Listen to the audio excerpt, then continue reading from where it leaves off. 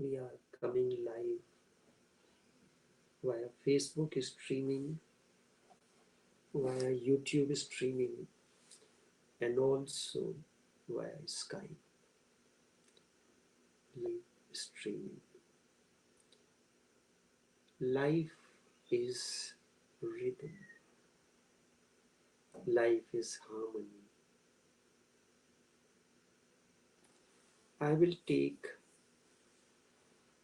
one simple incident that we hear in Hindu scriptures in the life of Krishna. The moment you start looking ordinary circumstances and situations, happenings or events with a different perspective, means a new software is installed in you as the operating system. In spirituality, our effort is to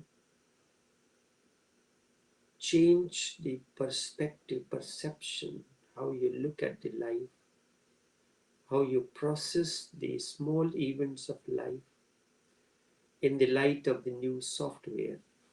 Using the computer technology, the language, it becomes easier for us to understand the things. When you want to do something through the computer and you go and install, for instance, you want to use a different font. So you install that font, it is available somewhere or the other. You search it, you install it, and we say that we are searching for something. And then you install it, and the moment you install it, it becomes your operating system. In the same way, how we change our perception of life.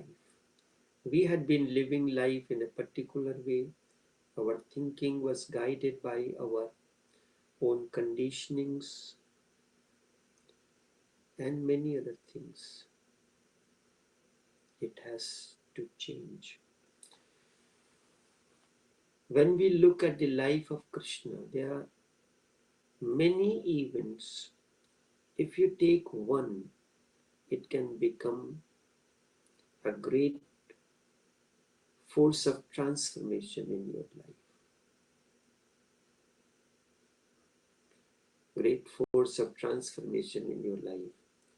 Krishna was, from the very beginning, the moment a child is born, the moment he is in the seed form, he has all the possibilities of blossoming.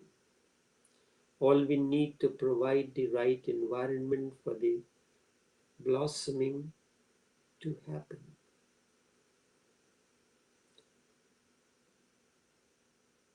Sometimes it is self-propelled. Sometimes circumstances and situations make it happen. So it happened, Krishna is playing with the milk boys, the cowherd boys. And as he is playing with them as a pastime on the bank of the river, Yamuna, the blue river, there was something that the water of the river got poisoned because there was a deadly snake or cobra used to live in the river.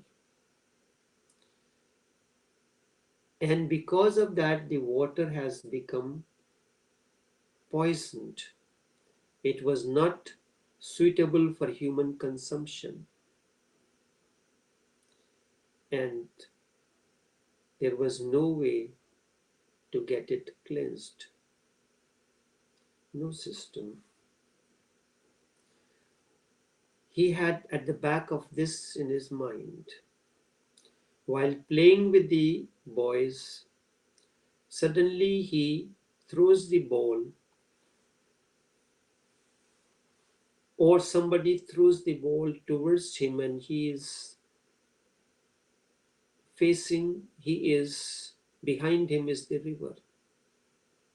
Purposely he misses the ball, or he can throw the ball with such an intensity that it does not reach the boy, instead it fell in the river. So all the boys started making noise, we want our ball. So he said, that ball has gone in the river, I can get a new ball for you. So everybody in one voice said that I want the same ball. So Krishna climbed over the tree, and from the tree he jumped in the river. In order to jump into the river, or you have to go into the swimming pool, you need a jumping board. You stand up on the jumping board, take a leap, you go up in the air, and then you fall in the river or in the swimming pool. This is the way of diving. So Krishna takes a dive, and for a few moments he disappears, and he reaches to the base of the river. In the base of the river lived a cobra, a snake, along with his family, wives, and so it was deadly. When Krishna reached there, the snake was asleep. The cobra was asleep, and Krishna held on to his tail, and vigorously started shaking the tail. With this, the force that Krishna was using to shake the tail, the cobra woke, woke up from his sleep, and he gave a big hiss. Who is this disturbing my sleep? Krishna continued with a greater force, shaking his tail. When you hold on to the tail of someone and start pushing or shaking, the person becomes helpless, continues to do that. And by doing it constantly, using all the force that he could muster at that moment, the snake got subjugated. He tried in many ways to use his mouth, the fang, towards Krishna. But Krishna was smart enough, he could just move himself, swing a little bit this way or that way, and in that he saved himself. Ultimately, with all this going on, there was turmoil. All the wives of the snake came. They saw a small boy has actually subjugated my husband, is king of cobras. In that, the cobra got badly wounded as well. Wounded. So when it got wounded, its energy became less. Krishna completely took hold of the energy.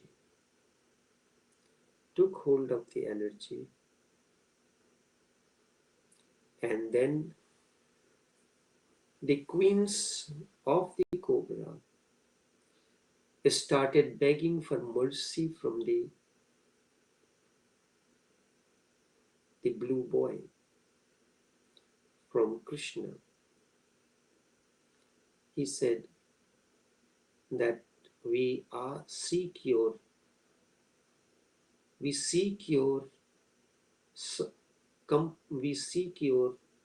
grace. Please forgive my husband for all these things. Whatever you will ask, we will do it. So Krishna says, your presence have created so much of chaos in the river The water of this river has turned poisonous. It is not suitable for consumption. He says, तुम यहाँ से अन्यत्र चले जाओ. You move away from here and go elsewhere. Leave this place where you are staying. Move elsewhere. This is the incident that we hear as a child, but the moment awareness dawned, I looked into the entire episode. What is the significance of this small, insignificant incident? What is its significance? Krishna represents total awareness, and his cobra snake represents the dormant sexual energy. If the sexual energy, is not rightly utilized and channelized, it creates chaos in human life, which is in the form of poison. The water of the river that was purest nectarine, because of the presence of this cobra snake, it got poisoned.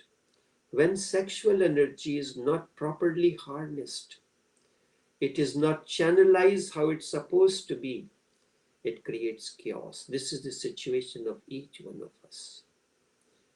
Because of social norms and the society and all these things, whenever we speak of this, we shun, we do not like it to be spoken, or someone explains something we do not understand. The sexual energy have two aspects, the masculine and the feminine, which is represented by the snake, the cobra, and the queens. When Krishna says, "Tum yahan se anyatra chale jao," anyatra means elsewhere. He does not say, "I destroy you." He does not say, but in order for I ask you to move from here, I have to completely subjugate you so that you become subservient to me. You are forced to listen to me when I tell you, if you do not move from here, you cannot exist. I will not let you exist here in this way to pollute the water of this river. It is better you move away from here. Go elsewhere. Where to go? This is the point to be introspected, to be meditated upon. We talk about, but where else this sexual energy can go? Sex is the energy operating from a particular channel, particular source. Just as the water runs through your entire house through different taps, when it goes through it is released from your restroom or your kitchen, it is known by different names. It is known as the energy when it is released through the sex center, it is known as sexual energy. Its direction changing means it has to move from there and it has to manifest at a different level. From where can it reflect? It has many channels. In the hands of the awakened Krishna, in the hands of an awakened one, it can be directed into other channels. What are the channels? You have to look at yourself where it is most acceptable to you. It can assume many creative channels. Many creative channels are available. You can direct it into writing.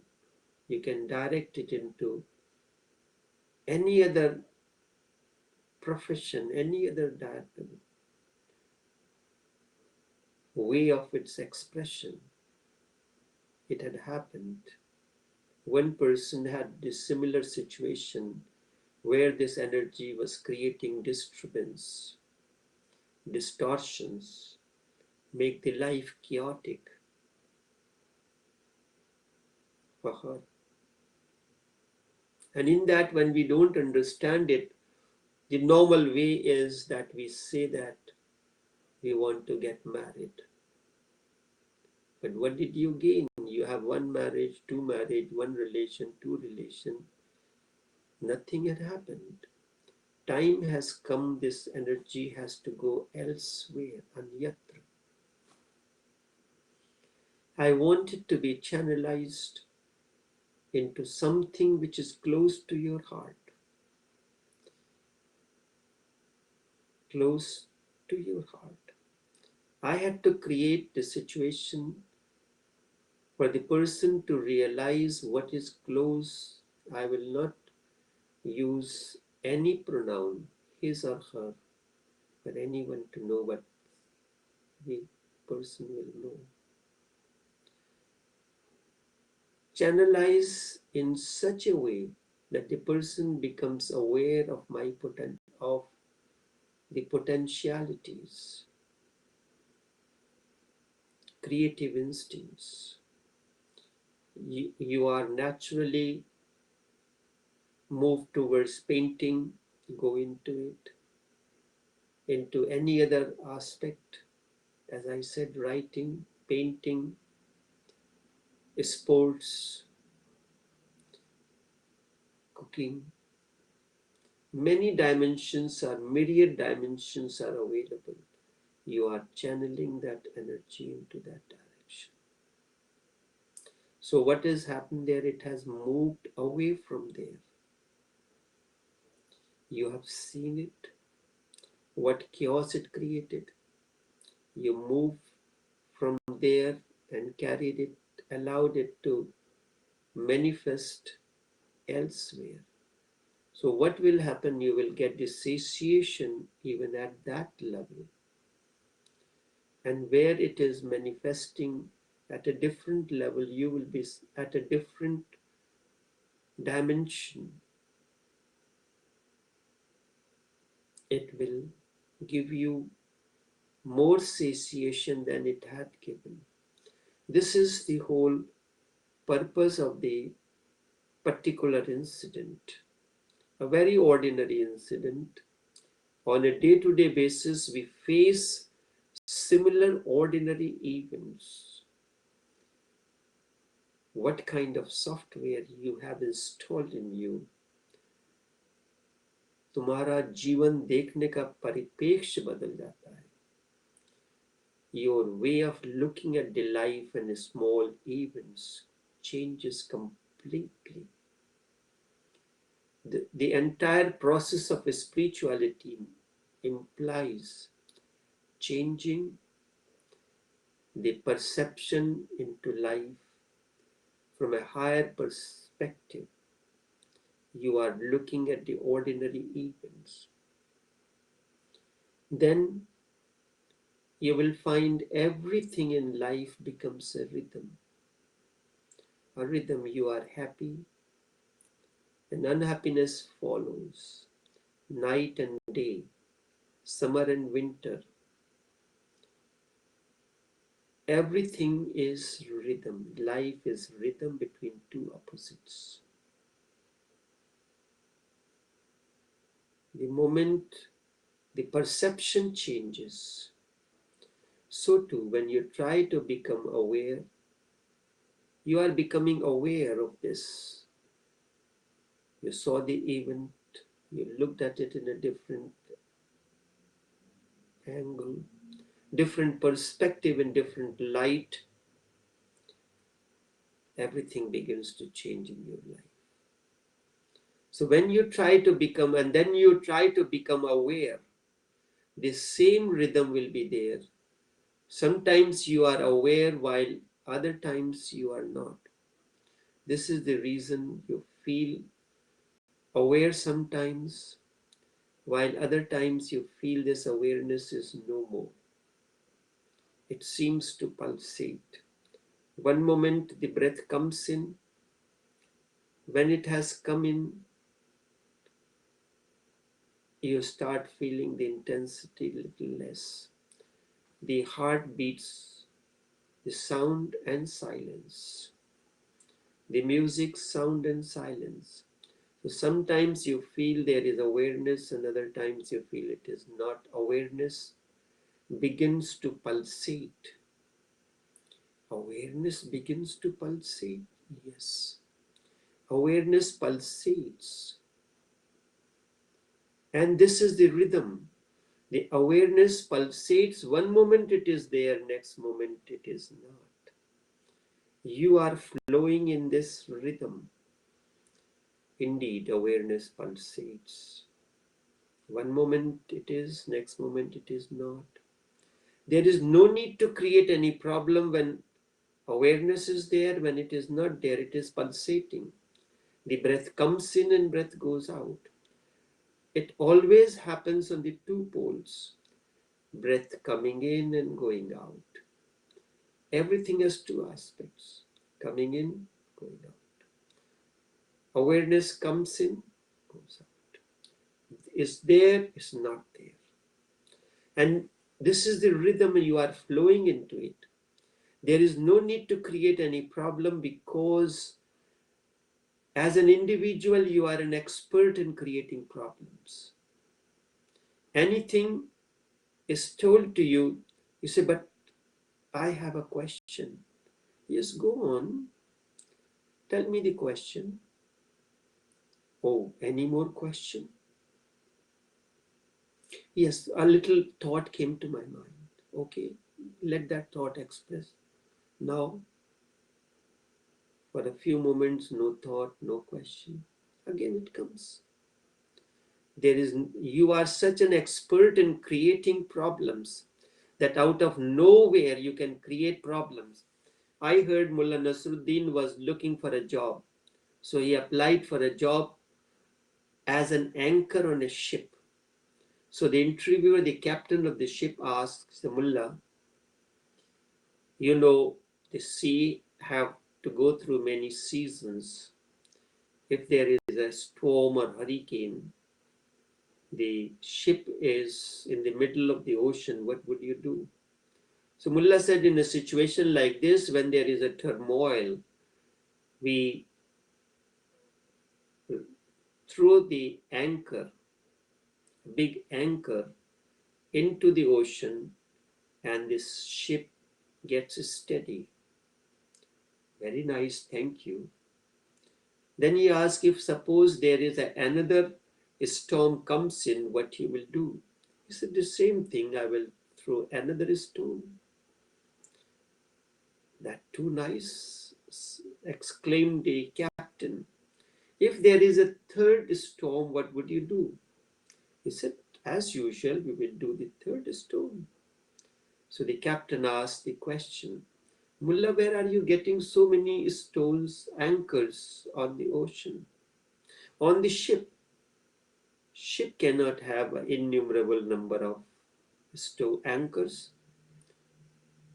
He said, I am getting these stones from the same place where you are getting these storms from.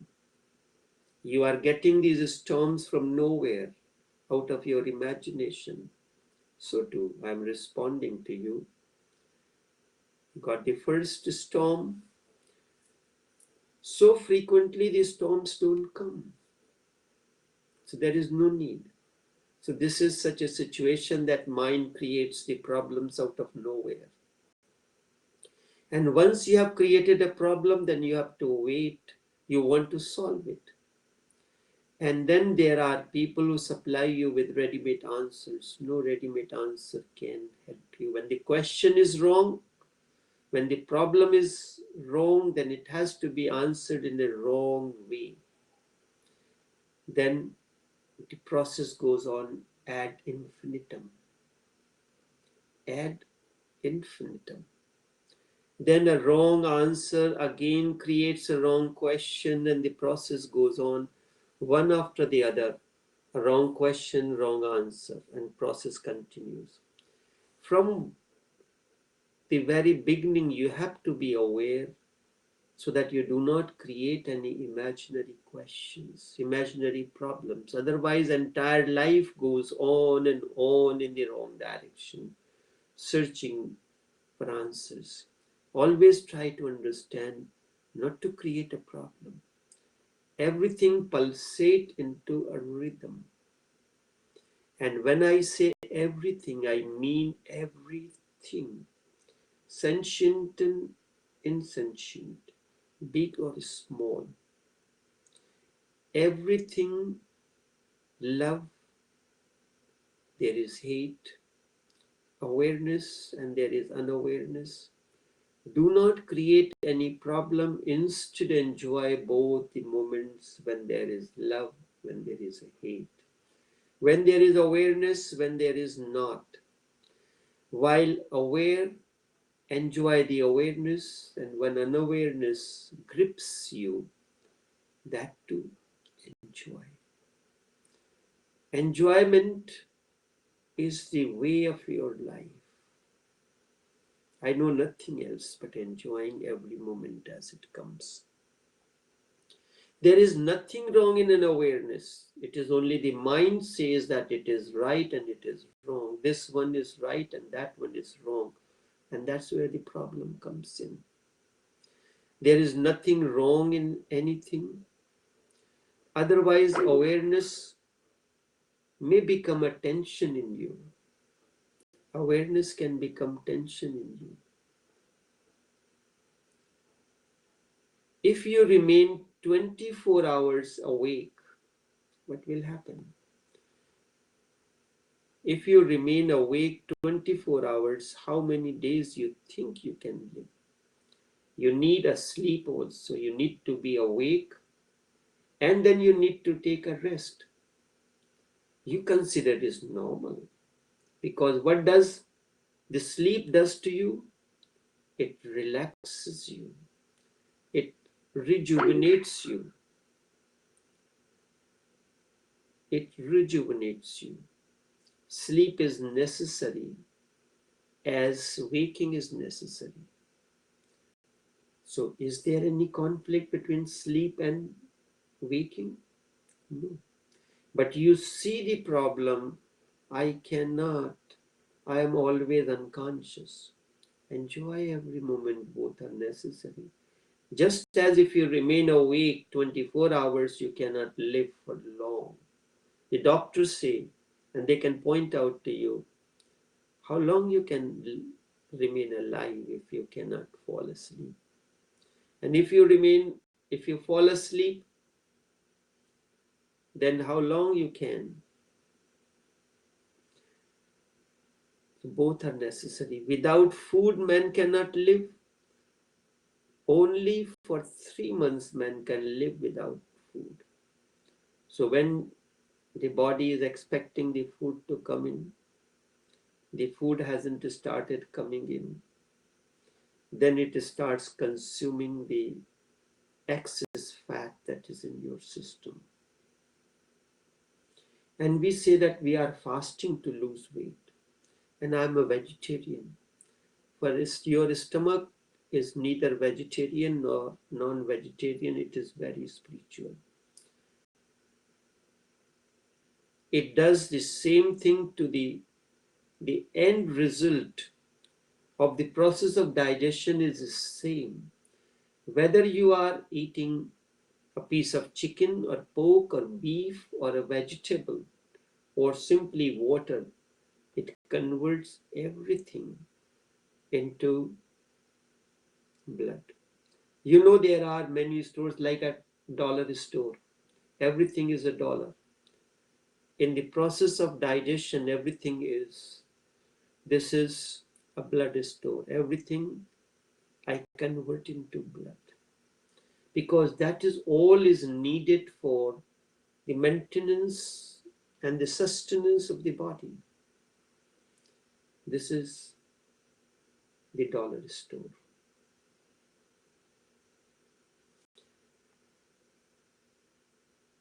Without food you cannot live, so the body starts consuming the flesh and you feel that you are losing the weight.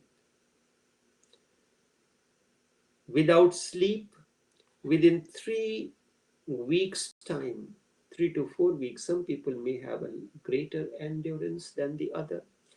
3 to 4 weeks time, one will get mad, and maybe you may commit suicide as well. In the day you are alert, and in the night you relax. That relaxation helps you in the day again when it comes. When you wake up the next morning, you are fresh and alert. And that relaxation helps you in the day again to be more fresh. Energies have passed through a rest period. They are more alive in the morning than in the afternoon. But if you have learned the art of being relaxed moment to moment, that every moment this process is continuing, the consumption of the energy, and at the same time you go on generating the energy. Each act that you perform with awareness generates energy into you. Each act that you perform with awareness generates energy into you, and more. And so much energy is available to you for your consumption that its stock never depletes. The same happens in meditation too. For a few moments, you are perfectly aware at the peak, and the next moment you are in the valley, resting, and awareness has disappeared. You rest in the night, which is diagonally opposite to the waking. The day when there is light all around, and the night when there is darkness surrounding all about. Both are necessary. Both are necessary for you to replenish your energies. If you have not replenished your energy, sleep helps you to replenish the energy. Unawareness helps you to replenish your energy to be more aware tomorrow. If you have taken a good rest, you are full of energy for the next day. But there is nothing wrong in it. It is simple. Through unawareness, once again awareness, fresh and young, you will go on. Unawareness helps you to be more aware. And if you can enjoy both, you become the third. And that is the point to be understood, which I said life is a rhythm. You are not in conflict with anyone. You enjoy the awareness and you enjoy the unawareness, you become the third possibility. If you can enjoy both, you are neither awareness nor unawareness. Instead, you have transcended both. Neither you are the mind nor no mind. Instead, you have transcended. Then you are the one who enjoys both. Something of the beyond enters. In fact, this is the real witness. When you are not moved by awareness or unawareness, nothing disturbs you. Nothing is wrong in sadness, enjoy it. And once you become capable of enjoying sadness, you are neither happiness nor sadness. This is transcendence. If you enjoy, you will find that sadness have its own beauty. Unawareness has its own beauty. Sleep has its own beauty, and you can go. There are many scientists who have studied the many dimensions of sleep, what happens in your state of sleep, how rejoicing and refreshing is the sleep. But the sleep alone is not enough. Sleep and waking both are important, and the moment the two neutralize one another, you flow in the rhythm of the opposites. Life becomes a meaningful. Happiness is a little shallow. Sadness is very deep. You can penetrate through the light, but you cannot penetrate through the darkness. You cannot see at an arm's length what is there. You have to feel it. You have to go into another dimension of your being, that is feeling. When there is darkness, you feel if there is no obstruction, and that dimension of feeling gets accentuated in you. You can walk. You are familiar with the moment the light is cut off, you have to wait through the darkness, and you cannot see beyond a certain distance, arm's length. Happiness is shallow, sadness is very deep. It has depth into it. A man who has never been sad will be shallow in his life. A man who has never been sad will be shallow, just on the surface. Sadness is like the dark night, very deep. Darkness has silence into it. That's why in the night there is silence all around. During the day, as soon as sun rises, life comes into effect. There is noise, there is disturbance. Silence, the darkness have a silence into it, and sadness too. Happiness bubbles. There is sound in it. It is like the river in the mountain. Sound is created, but the mountains,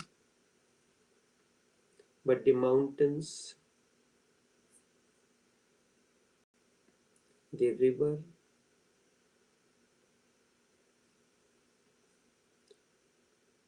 can never be very deep. It is always shallow. When river comes to the plain, it becomes deep, but the sound stops. When it is moving on the mountains, it is shallow and there is sound. The moment it comes, that is a shallow, stony river. And the moment it comes onto the plain, it becomes deep, but the sound disappears. It moves as if it is not moving. Sadness has a depth. There is no need to create any trouble. While happy, be happy and enjoy it. But do not get identified with anything, happiness or sorrow. You are simply enjoying that you are passing through the phase of happiness or sorrow, but no identification. You are not identified, and there is no need to create any problem. When happy, be happy and enjoy it, but do not get identified with it. When I say be happy, I mean be happy, enjoy it, and there is no need to change it. The morning changes into the noon, noon changes into the evening, and then comes night. So too, let happiness be the climate around you. Let happiness be the climate around you. Enjoy it. And when sadness comes, enjoy that too. I teach you the basic tenet of life enjoyment. Whatsoever is the case, sit silently and enjoy sadness, and suddenly sadness is no more, because it has become a silent, peaceful movement, beautiful in itself, and nothing wrong is wrong in it. And with that comes the ultimate alchemy. Ultimate alchemy, the point where suddenly you realize you are neither happiness nor sorrow. You are neither waking nor asleep. You are neither awareness nor unawareness. You are the watcher. You watch the peaks and valleys too. You are neither. Once this point is attained, you can go on celebrating every moment and everything in life. You celebrate life and you celebrate death too. You celebrate happiness and you celebrate unhappiness too. You celebrate everything, then you are neither identified with any polarity, any of the polarities. Both polarities have become available to you in their togetherness. You can move from one to the other easily. Your awareness, you have become a bridge. You have become liquid-like and you flow. Then you can use both. You can, and both can become an help into your growth. Always remember this. Always remember this. There is no need to create problems. Try to understand the situation and the polarity of life. In summer it is hot, in winter it is cold, so there is no problem, we understand. It is the business like when the winter is approaching, the businessmen try to remove the stocks of the summer clothes. And at the beginning of the summer, they release the stocks of the winter clothes. There is no problem. In winter, enjoy the cold. In summer, enjoy the heat. In summer, enjoy the sun. In the night, enjoy the stars. In the day, enjoy the sun. In the night, enjoy the coolness of the night. During the day, the sun and the light, you make enjoyment your continuity. Whatsoever happens, in spite of it, you go on enjoying, you try it, and suddenly everything is transfigured, transformed. You have gone beyond the two. You have gone beyond the two. You realize the rhythm in life. Such is the way of life, the way of Buddhas, the way of Buddhas. Only this much for this morning. Until tomorrow, take care. Take care and do have a pleasant day.